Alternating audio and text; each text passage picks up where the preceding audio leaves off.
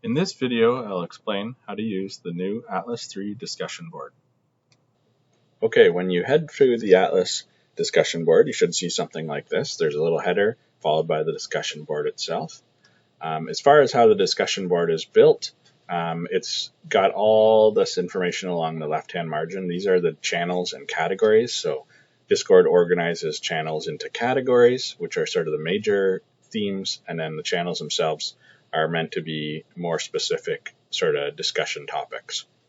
So you can go and read these at any time. Anybody can come onto the Atlas website and see these channels, see what's been said in these different channels before. You can scroll up and down to see them. So for instance, I could click on the breeding evidence code channel, and it'll load up the previous discussion that's happened in this channel. And we did copy over all the questions and answers that have been added to the old discussion board. So there should be some stuff in a lot of the categories, a lot of the channels, but not all of them yet. So feel free to go and have a read. If you want to do more than just read the discussion and you want to participate, then you're going to have to create a Discord account, and you're going to have to join the Atlas server. So you can do that by clicking the link up at the top.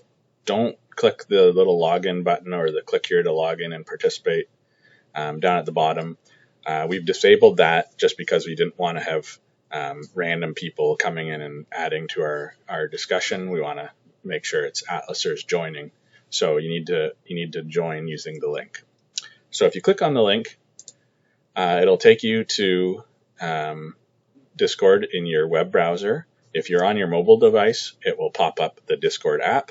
If you have the Discord app on your computer, it will pop that up as well. But we're going to just continue in our browser for this session. So you're going to have to log in, obviously.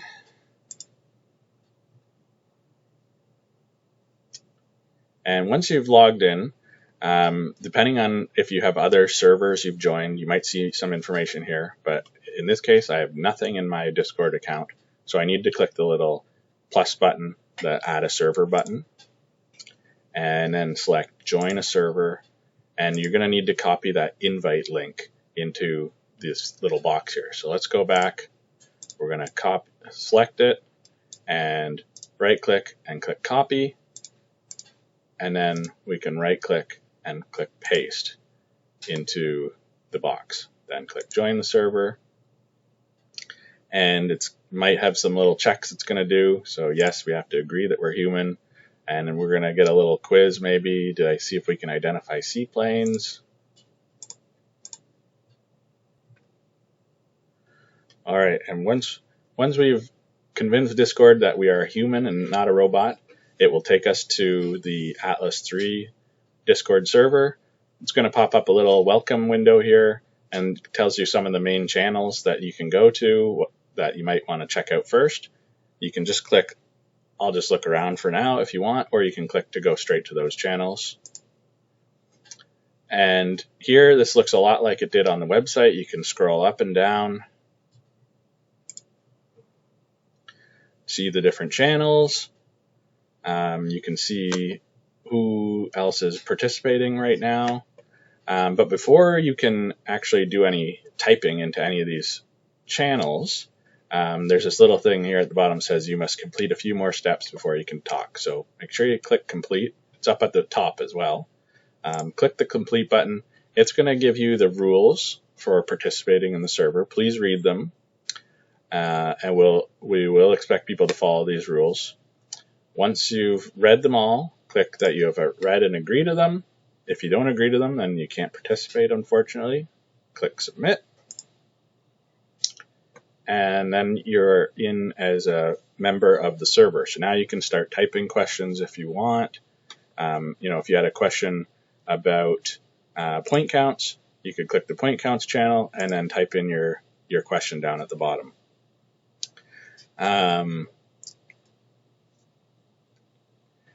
Now, if you're on a channel, let's go to breeding evidence codes.